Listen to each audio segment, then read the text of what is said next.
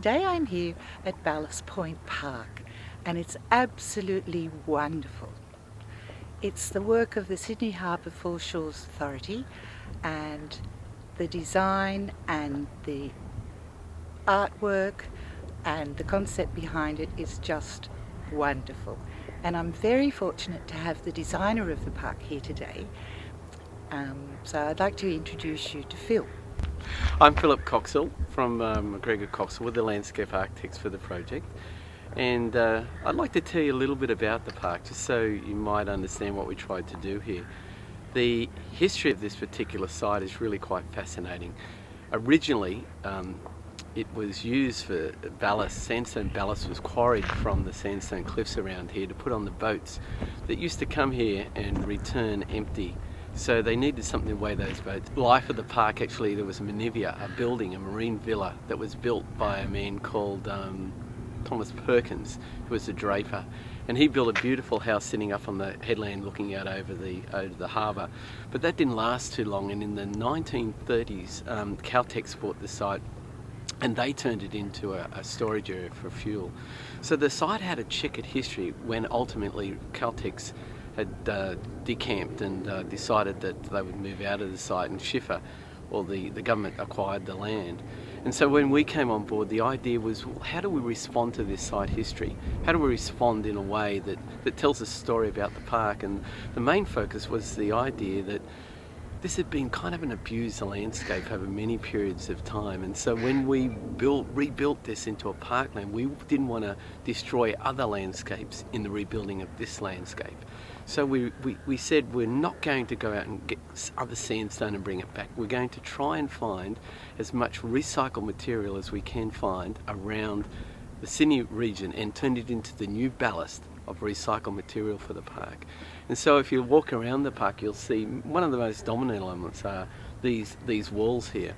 And the idea came from the sense that we could break down the old buildings that were here, the bricks, the concrete roads, etc., and rework it in a way that it turned into a building material that rebuilt the park. Now, we didn't have the material enough for the whole park, so a lot of this was sourced from tips around Sydney.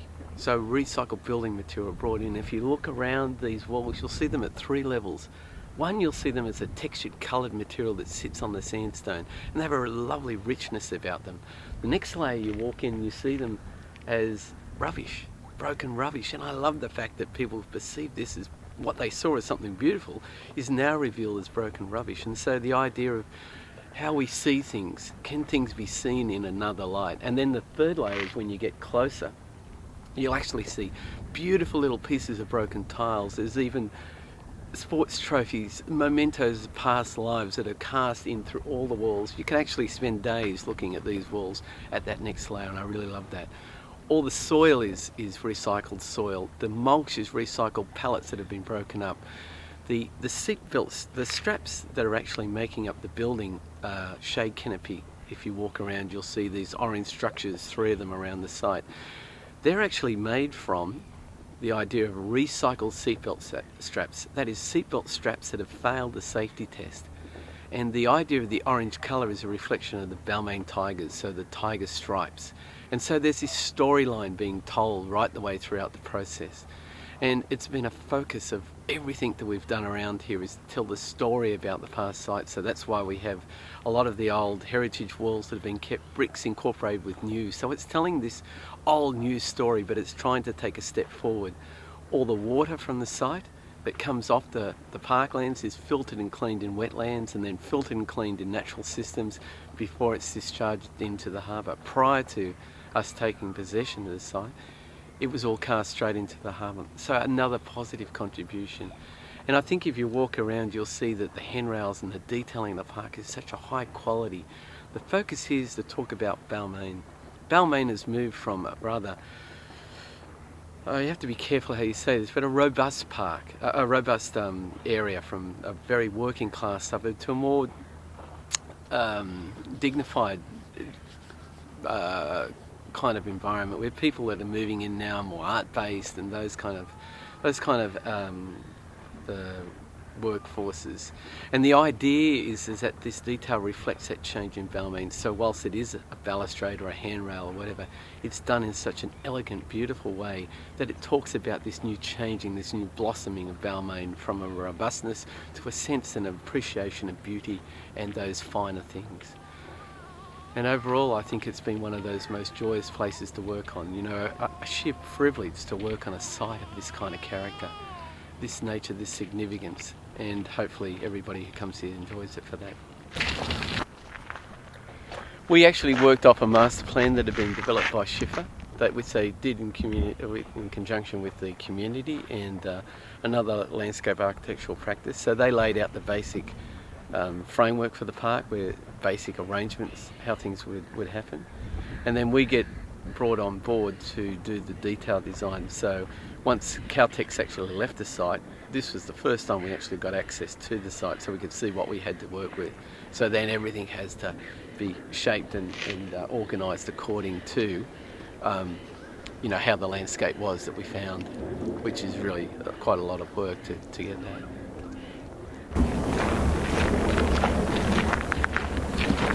Working on the site, I wanted all the workers to engage with the wall, so I said, look, any artefacts or any things, personal objects that you have, do you want to put them in?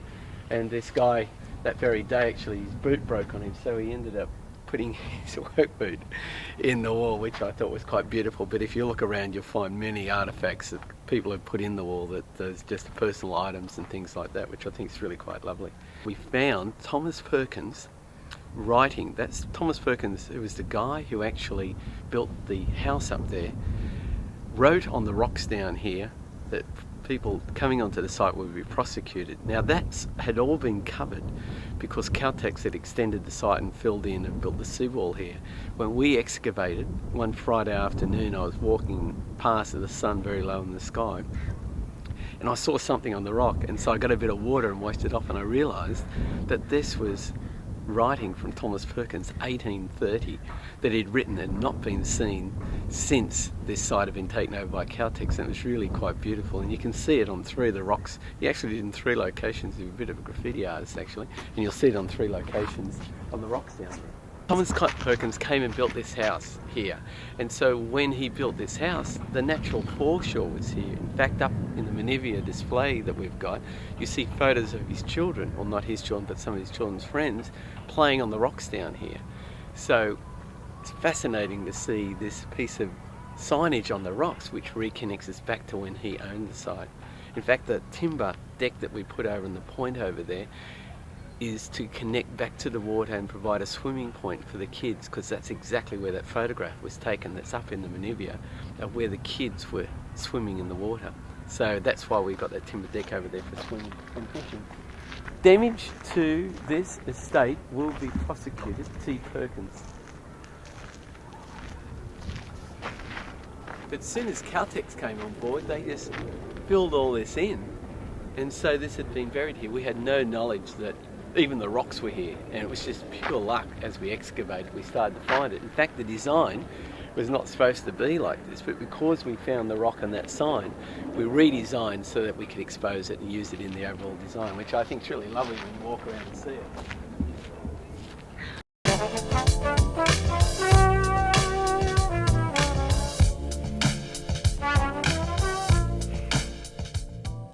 They take all the site stormwater is directed from the top down to the lower areas and held in wetland areas.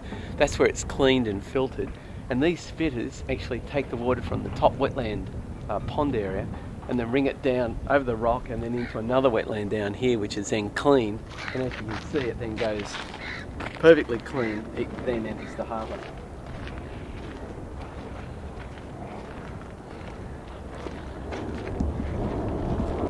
This up here is the bun wall. It's quite a fascinating piece of engineering. The idea of this wall is that they put it around the outside of the tanks. There used to be tanks up on that higher level, and the idea was as if those tanks had any spillage, the oil wouldn't go into the harbour. It'd be held in containment up there. And so this wall actually extended all the way around the site at the top level up here. And as part of the community idea, they wanted to retain some of the wall for heritage value and just to tell the story of the site. So what we did, we broke it down and then we just left all the wire sticking out, that sense of there was more of it rather than it being cut off and made look like there was the end. It's really trying to say this is just a part of that whole bun wall. Just a little thing on these stairs, yeah. The idea here is that the old tanks used to have staircases that wrapped around them, and they used to be made out of metal. And when we came on site, there was a lot of metal staircases around here that ultimately had to be pulled down, structural reasons and various others. So we redid these new stairs with the take on the metal tread. And it's a very subtle thing, but when you walk up a metal tread, you hear the vibration and the sound, and it's very much the same thing that we experienced when we walked around the old tank sites around here. So it's trying to retell the story at a very subtle level. So these are telling the story of those old treads and the sound of metal.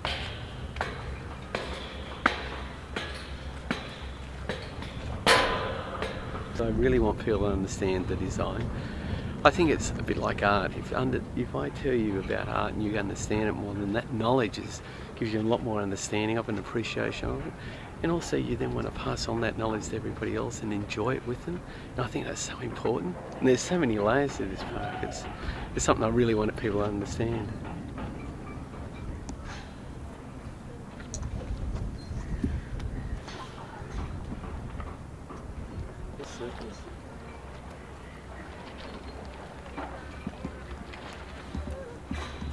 The idea that the circle rings that we're going to go and have a look at is we kept and reproduced, well, we reproduced the outline of the bigger rings, and then we placed smaller rings in between as kind of like little islands to get between the two. The idea there was to turn the big rings into something playful, so something that was very brutal and functional. We then trivialised, almost quirky, turned it into like a play area. And that's the idea of the smaller rings. The smaller rings make them like little islands that you jump across. And that's the lovely thing. I love seeing the kids jump from one to the other. It's beautiful. See this slot here, cut into the wall? What we did to gain access, we just got two saw cuts and sliced it down, and then we got the piece that we cut out and laid it down so that we didn't waste it. We tried to throw nothing away from site. Everything on site has been reused. Every piece of history that I found, every bolt as I walked around the site I'd pick up. Any pieces that I found as I'm walking around construction site that have been left here, picked up and put in the storage shed, and you'll find them cast in all the walls that we've got around the site. In fact, the last helmet from the guy who left from Caltex is in the front wall you'll see it, a yellow helmet. And the last vehicle, the number plates, I put in the first basket that we ever put in and the last basket we ever put in. So the two number plates kind of tell a story of the completion of the circle of the construction. So it's like a huge sculpture. Yeah, absolutely. That's exactly what it is. It's a 3D walk-through sculpture. I just love this little slice here. Like a little springboard that sits off the end.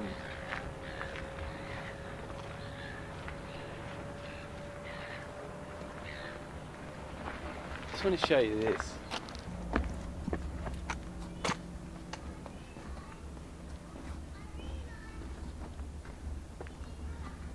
This is designed as the quiet private space. It's almost designed as a cathedral space. You note that there is a ring of trees around the outside so that it'll be, once you get in here, through jumping over those grass island rings, it will be very quiet. It's protected by the bun wall. But the only slot, the only thing that we've revealed here, whilst we know there's an incredible harbour view, what we've done is just taken one slot out to reveal that view. It's a very Japanese take on holding back and then revealing. But what we reveal is very important because this ring here used to be supplied from tanks. Fortunately, the boat's not in today, but that is the last storage point through there for the big boats when they pull up. The idea is that when you look through, you actually see the fuel boats that used to fill these guys up. So it's this kind of connection between the two. And also it frames that amazing view of Sydney Harbour. And I think it asks the question, Do you have to see everything in one go, or can you appreciate it more if I show you only a little bit of it rather than the whole? Now, a lot of this park is about that. It's about not showing you everything at once. It's about holding and holding. You know the views out there.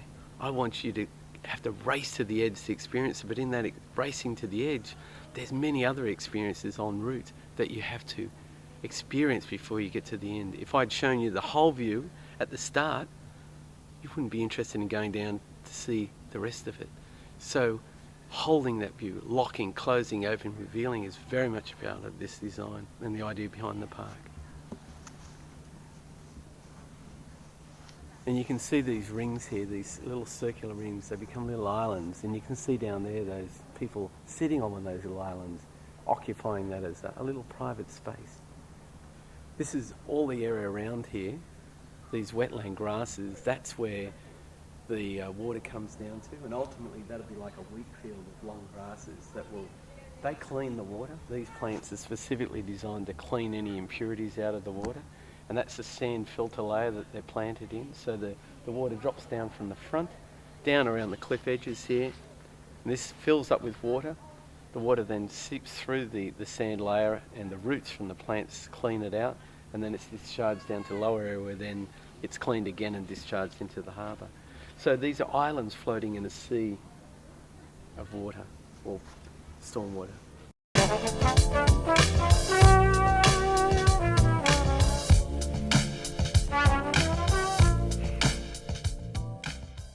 I think one of the great things about this park is its harbourside location. It can be accessed by ferry. And I think that's one of the great attractions of Sydney. There are many sites around Sydney Harbour that you can go to via the ferry and just experience these most amazing sites that are really very difficult to access by a vehicle. And this is one of these sites. Fascinating things about this site is that we didn't actually know this building was here originally. We were excavating, and in the excavation process we started uncovering these sandstone pieces. We then realised there must be something here, so we called in the archaeologists, and they came in and started digging out and revealing that it was an old building here. They then went back and checked the records and found that there used to be a house here. And so through the records we then started establishing where the rest of the building would be. And whilst we identified where it was, we couldn't find it. And then probably about 80% into the construction stage, we found the rest of the building, which is this sandstone base over here. And that we found on the day we were pouring the concrete, because we were excavating out to pour it. And then we realised there it was. So we actually changed the design again to incorporate that. And then all these objects that you see in the wall here are things that we found on the site when we excavated. And I just think that's so beautiful that we can display those in a park and tell the history about the site. The big ring up there that you see is called Tank 101. It is actually the largest tank that used to sit on the site, and we can actually show you a photograph of that up there. Yeah? But the beauty of this is that it was a monster tank for storing fossil fuel, and our idea was the community wanted to keep the tank in some way. It was a very dominant element of the site. Tell the story of a tank and use it to tell the new story about the park and the future. And so what was once a great reserve for fossil fuel for Sydney is now got 8 vertical axis wind turbines on it. So it's talking about renewable energy as opposed to fossil fuel. And those wind turbines are generating the energy that will drive the park lighting and the barbecue area. So there's a lovely cycle, that tank now having its new role in the way it tells its story. The tank itself, the structure itself is predominantly made out of new structural elements, but we've recycled the actual panels from the tank, chopped them up and reused them, and there's a piece of text written by Les Murray, who's specifically written this for this particular site, so it's a great honour to have that piece up there. And just finally, the dot signs that you see all over the place, so the font that we use for talking and communicating on letters around the park, signage around the park, is come from the fact that this tank was the last great tank using hand rivets. And those rivets you'll see up on the panels of those reclaimed tanks So if you look up there, you see these little dots there, the hand rivets. It's the last great tank built like that. So these dots that you see in the signage are telling this story. You came on board the project as the artist. How did you get involved in the project? There was an invitation by Sydney Foreshore Authority for artists to put a proposal in. I put a proposal in. I must say it was a proposal I never thought that would get up, but the proposal was accepted, and I had this extraordinary experience of working out with a team of magnificent people how to make this work. I was on the body that actually was part of the selection process for this, and I can tell you, out of all the pieces that we received, I know that you did yours at the very end and it was kind of a quick scribble, but the thing that got us the most was this concept of ballast, the idea that you had one man and you had a pile of weight that kind of counterbalanced the thing, and that your sculpture was the only one that sat on the edge and had this tension about this ballast, this sense of holding back, and you know, this site being that thing that retained like a ballast, piece of ballast. Yeah, it was interesting because originally the proposal, we were invited to put a proposal in for around the grassy area. Yes, exactly. And when I saw the site, I went out, because you couldn't come on the site, I went out on the harbour kayaking. So I saw the site from outside, and so from outside there's this cliff face which is about 6 metres high, and so that cliff face, just thought, that was the site. So I negotiated in my proposal that the work would be on the cliff face and that on the side, sea edge. on the sea edge. Yeah. And I'll take you inside, take you into the space where you can explore and experience.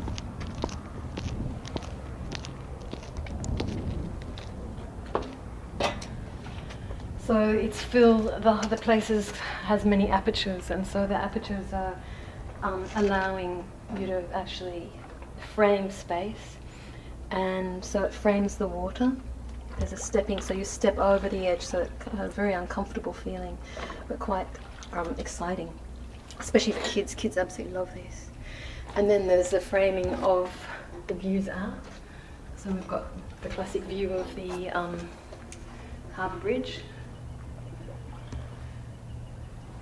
and a variety of frames, and they're also placed at various levels so that different viewpoints can be picked up from different people. And then you have the frame of the sky, which is gives you a sense of time. So the sun working as a sundial. Can I just say one thing? Yes. It's absolutely fabulous. It's one of those works where it's been a really extraordinary experience working on it, and I mean, it's a rare experience. I don't normally make big structures like this. That's not really the style of work that I'm interested in putting out, but this space just cried out for something like this. And also, I must say, working with the team of the architect, engineer, construction people it was an amazing experience. They were wonderful. And also working with Phil and the team down here was great. Been a great experience. And now having it out, it's wonderful watching people use it.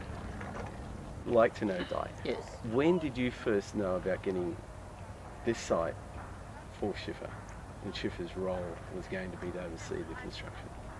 Early in 2002, very Right. early in 2002. I just became aware of it within the organisation as an issue, that they were looking at possibly taking over ownership. And what did you think? Have you done a park before? No, I hadn't done a park before. Yeah, I'd done a park, so it was I'd been involved with Darling Harbour, but that was a far more urban environment than this.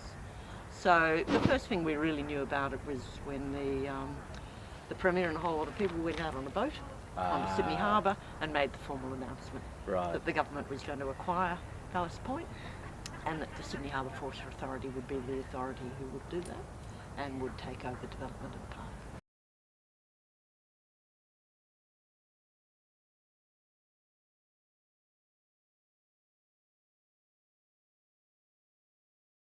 I'd like to thank you very much. I'm a new resident of Balmain and it's sensational. Fantastic. It's really That's so one of the sweet most of you. beautiful places I've been, and I've travelled the world, and I think this is spectacular. I really appreciate you saying it.